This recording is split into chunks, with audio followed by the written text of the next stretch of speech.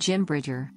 James Felix Bridger, March 17, 1804, July 17, 1881, was an American mountain man, trapper, Army scout and wilderness guide who explored and trapped the western United States in the first half of the 19th century.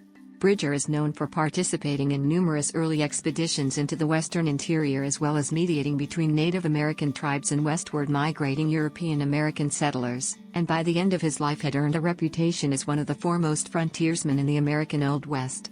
He was of English ancestry, and his family had been in North America since the early colonial period.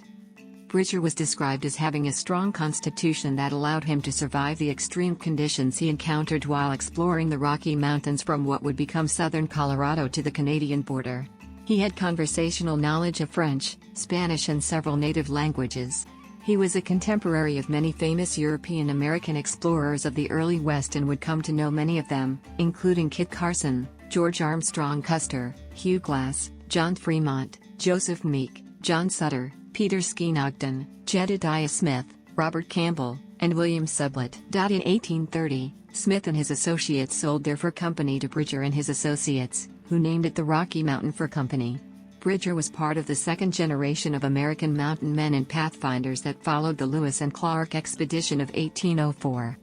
Early life and career. James Felix Bridger was born on March 17, 1804, in Richmond, Virginia.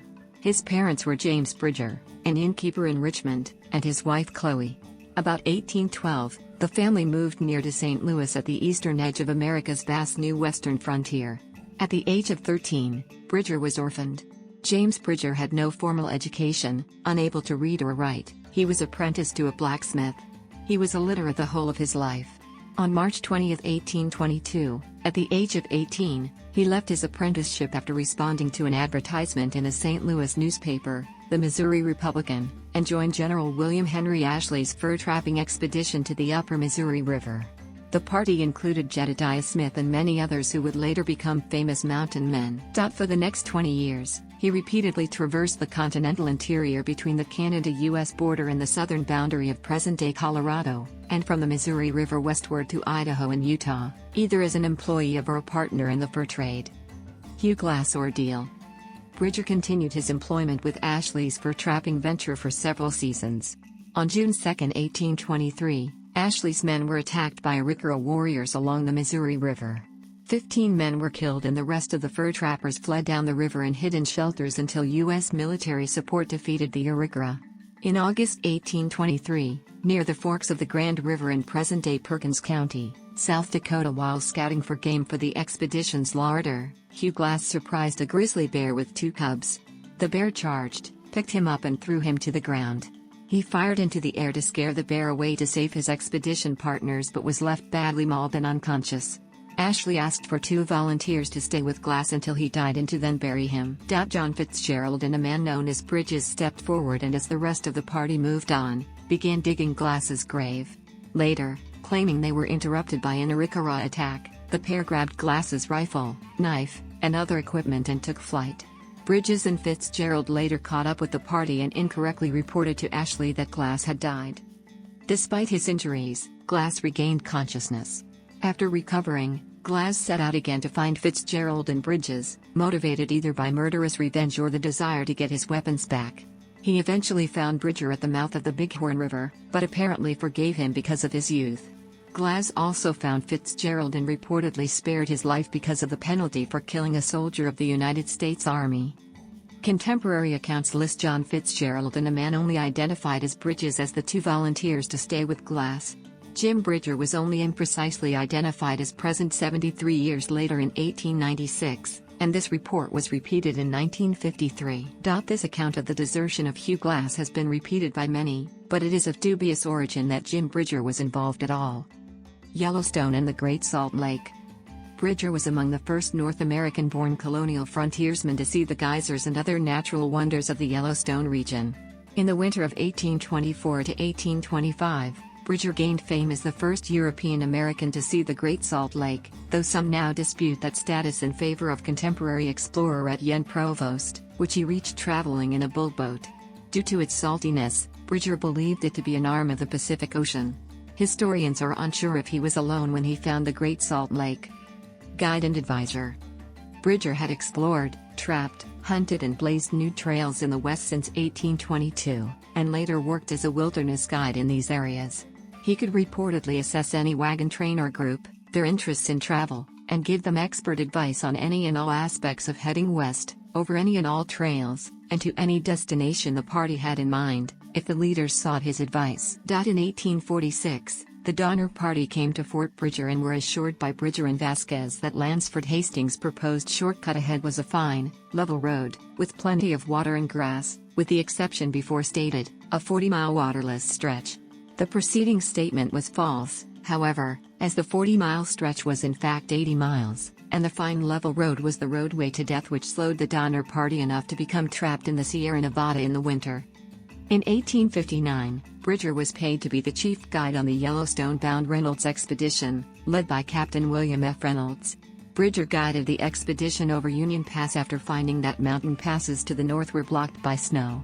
Though unsuccessful in reaching the Yellowstone Plateau, the expedition explored Jackson Hole in the Teton Range, Bridger Pass and the Bridger Trail. In 1850, while guiding the Stansbury expedition on its return from Utah, Bridger discovered what would eventually become known as Bridger Pass, an alternate overland route which bypassed South Pass and shortened the Oregon Trail by 61 miles. Bridger Pass, in what is now south-central Wyoming, would later become the chosen route across the Continental Divide for both the Union Pacific Railroad and Interstate 80. In 1864, Bridger blazed the Bridger Trail, an alternative route from Wyoming to the gold fields of Montana that avoided the dangerous Bozeman Trail. In 1865, he served as a guide and U.S. Army Scout during the first Powder River expedition against the Sioux and Cheyenne that were blocking the Bozeman Trail, Red Cloud's War. He was discharged from the Army at Fort Laramie later that year. Suffering from goiter, arthritis, rheumatism and other health problems, Bridger returned to Westport, Missouri, in 1868. He was unsuccessful in collecting back rent from the government for its use of Fort Bridger. Marriages, Indian wives, and family. In 1835, Bridger married a woman from the Flathead Indian tribe, with whom he had 3 children. After her death in 1846, he married the daughter of the Shoshone chief, who died in childbirth 3 years later. In 1850, he married Shoshone chief Washaki's daughter, with whom he had 2 more children. Some of his children were sent back east to be educated. Death. Bridger died on his farm near Kansas City, Missouri, on July 17, 1881. At the age of 77. In the Independence, Missouri School District, a junior high and then the middle school which replaced it are named after him. Legacy. Historical reputation. Bridger is remembered as one of the most colorful and widely traveled mountain men of the era. In addition to his explorations and his service as a guide and advisor, he was known for his storytelling. His stories about the geysers at Yellowstone, for example, proved to be true. Others were grossly exaggerated or clearly intended to amuse. One of Bridger's stories involved a petrified forest in which there were petrified birds singing petrified songs, though he may have seen the petrified trees in the Tower Junction area of what is now Yellowstone National Park. Over the years, Bridger became so associated with telling tall tales that many stories invented by others were attributed to him. Supposedly one of Bridger's favorite yarns to weave to greenhorns told of his pursuit by 100 Cheyenne warriors. After being chased for several miles, Bridger found himself at the end of a box canyon, with the Indians bearing down on him. At this point, Bridger would go silent, prompting his listener to ask, "What happened then, Mr. Bridger?" Bridger would then reply, "They killed me." Bridger's tale was similar to the actual death of Jedediah Smith, who had died under the lances of Comanche Indians on the Santa Fe Trail in 1831. Places and things named for Jim Bridger. Media portrayals.